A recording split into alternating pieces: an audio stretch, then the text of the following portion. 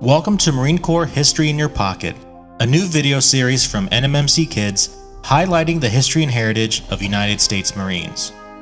In honor of African American History Month, we will discuss the role played by these brave individuals in the United States Marine Corps, from the first recruits in the Revolutionary War to today.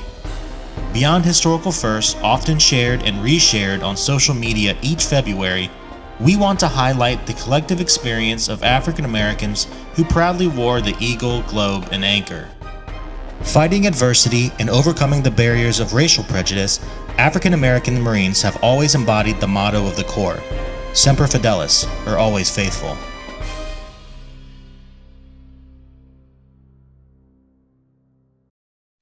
Recruitment for African American Marines halted in early 1946, as there was no clear path to knowing what the post-war requirement for Marines would be.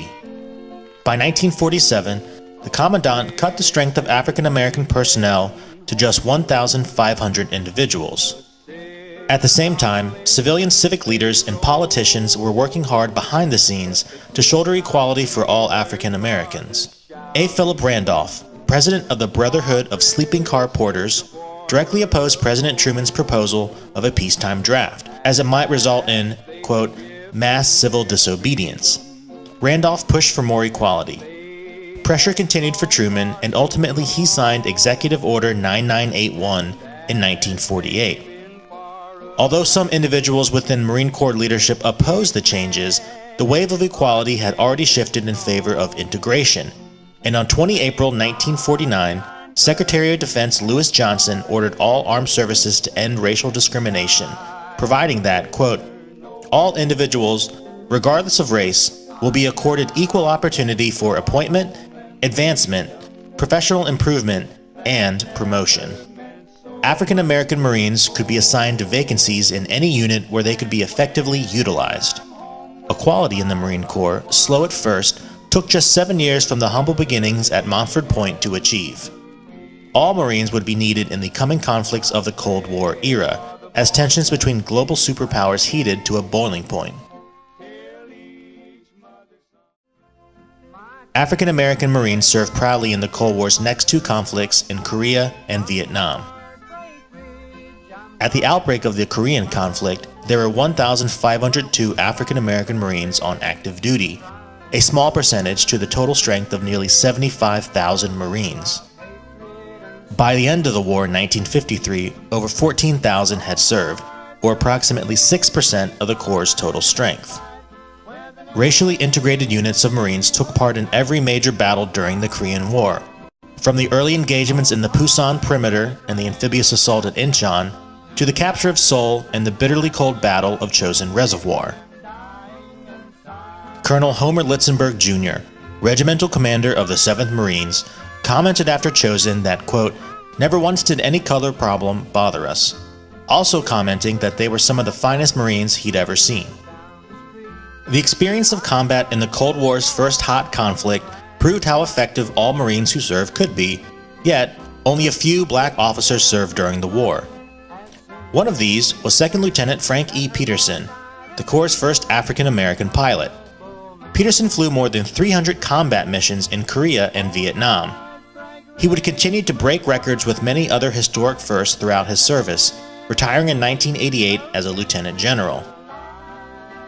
Racial equality in the Korean War also saw the first African American female Marines enlisting, beginning in 1949 with Annie E. Graham of Detroit, Michigan. The Vietnam War saw the highest proportion of African Americans serving in any American war. The civil rights movement at home in the 1960s served as a backdrop to the war abroad in Southeast Asia. From the earliest commitment of forces to the war's bitter end, African American Marines were always present. While Marines geared up to deploy overseas, Congress passed the landmark Civil Rights Act of 1964, a major step forward to undoing the unjust and cruel Jim Crow laws. This act opposed any discrimination based on race, color, religion, sex, or national origin. Everyone stateside would receive a fair opportunity to life, liberty, and the pursuit of happiness, while brave Marines helped ensure the falling dominoes of communism did not topple over democracy. Many African American Marines received awards for meritorious actions in combat. Others did not, yet all served their corps courageously and did it proud in the process. Heroism is colorblind. African Americans continue to serve today.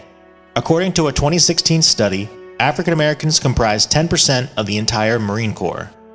These courageous men and women were always ready to defend our country against any enemy or obstacle that stands in the way.